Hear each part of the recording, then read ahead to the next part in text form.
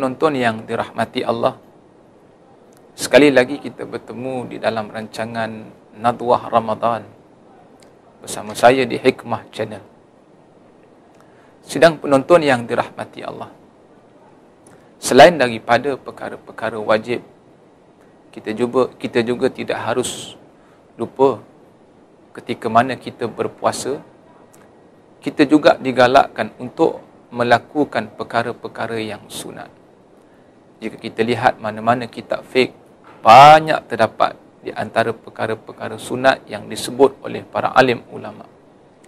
Maka di antara perkara-perkara sunat tersebut, kata para alim ulama, ketika mana kita berpuasa, kita disunatkan untuk memperbanyakkan bertilawatul Quran, yakni memperbanyakkan membaca Al-Quran.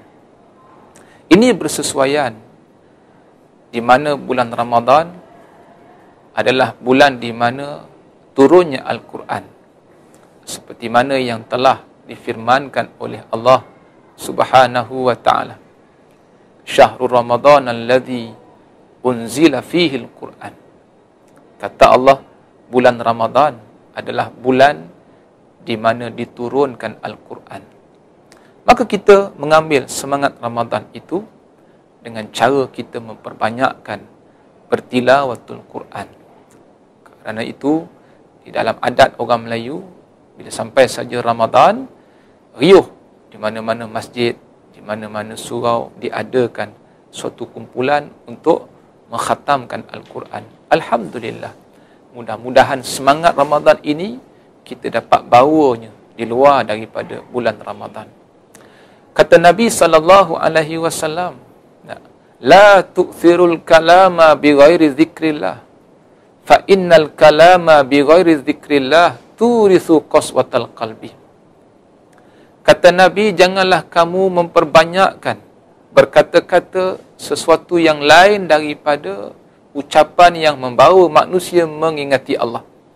Fa innal kalama bi ghairi zikrillah, sesungguhnya sesuatu ucapan yang tidak membawa manusia mengingati Allah, ianya akan menyebabkan turithu qaswatal qalbi, menyebabkan hati-hati kita akan menjadi keras. Kerana itu, perkara sunat yang dilakukan, yang boleh kita lakukan dalam bulan Ramadan sepanjang kita berpuasa, iaitulah kita memperbanyakkan bertilawatul Quran. Itu perkara yang pertama. Dan perkara yang kedua yang berkaitan dengan sunat ketika mana kita berpuasa, iaitulah kita bersahur. Kata Nabi SAW, al-faslu baina siyamina wa siyami ahlil kitab aklatus sahri. Kata Nabi, perbezaan di antara puasa kita dan puasa ahli kitab, iaitulah terletak pada sahur. Ini yang membezakan antara sahur, antara puasa kita dan puasa umat-umat yang terdahulu sebelum daripada kita. Walaupun perkara sahur ini bukanlah perkara yang wajib, tetapi kita harus ingat, jika mana kita melakukan perkara yang namanya sahur ini, kata Nabi SAW, fa inna fis sahuri barakah. Kata Nabi, sesungguhnya di dalam sahur itu ada keberkatannya. Sidang penonton yang dirahmati Allah, apalah maknanya hidup kita jika hidup kita kosong daripada keberkatan Allah? Apalah maknanya rezeki yang kita perolehi sekiranya rezeki yang kita perolehi itu kosong daripada keberkatan Allah? Maka di antara perkara-perkara yang boleh menyebabkan kita diberikan keberkatan oleh Allah, iaitulah apabila kita bersahur. Kata Nabi dalam satu hadis, ketika mana sahabat-sahabat ditanya, bagaimanakah keadaan sahur Nabi? Kata sahabat radhiyallahu anhum ajma'in, sahur yang dilakukan oleh Nabi iaitulah sahur yang dilengah-lengahkan oleh Nabi. Bermakna kita juga selain daripada bersahur itu hukumnya sunat, maka dalam perbuatan sahur yang kita lakukan, kita boleh melewat-lewatkan sahur. Dan sebelum daripada bersahur, tak salah jika sebelum sahur kita mendahulukan, bila mana kita bangun malam, kita isikanlah suasana malam itu dengan amal-amal ibadah yang lain, seperti mana kita mendirikan solat 2 waktu, solat 2 rakaat, seperti solat sunat tahajud, solat sunat hajat dan solat sunat taubat. Tak salah, selain daripada kita bersahur. Dan perkara sunat yang ketiga yang boleh kita lakukan ketika mana kita berpuasa, iaitulah kita berbuka. Yakni kita mengawalkan berbuka, kita mempercepatkan berbuka. Bermakna makruh hukumnya jika kita melengah-lengahkan berpuasa. Berbeza dengan sahur. Sahur disunatkan untuk dilengahkan, maka berbuka kita disuruh untuk mengawalkan berbuka. Kata Nabi SAW, la yazalun nasu bi khairi ma ajjalul fitrah. Kata Nabi, manusia akan sentiasa dalam kebaikan sekiranya manusia itu menyegerakan berbuka.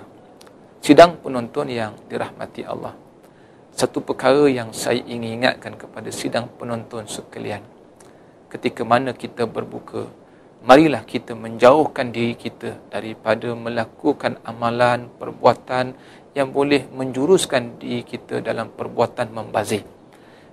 Kata Allah, firman Allah Subhanahu wa taala, innal mubazzira lakana ikhwanus syayatin.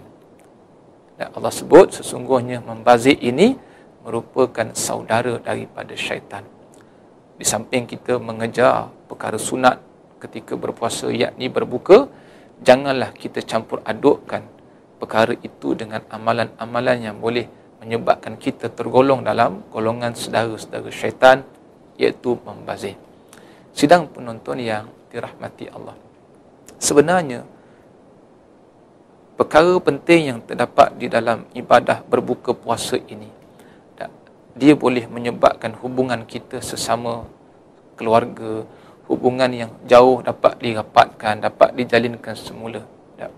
Sebenarnya bila kita berbuka puasa, jangan kita lupa sama sekali kepada nasib-nasib mereka yang tak sama seperti kita. Mungkin kita berbuka dengan juadah-juadah yang enak. Kita berbuka dengan juadah-juadah yang sangat-sangat menyelerakan kita. Apakah sepanjang kita berbuka, kita berfikir tentang apakah nasib mereka yang tak sama seperti kita? Apakah nasib orang miskin? Apakah nasib saudara mara kita yang berada di negara-negara miskin? Kerana itu, tuan-tuan, sidang penonton yang dirahmati Allah, ketika mana kita berpuasa, jangan sesekali kita lupa dan abaikan nasib mereka-mereka yang tidak sama seperti kita. Sidang penonton yang dirahmati Allah, insya-Allah kita akan bertemu sekali lagi bersama dalam rancangan Nadwah Ramadan.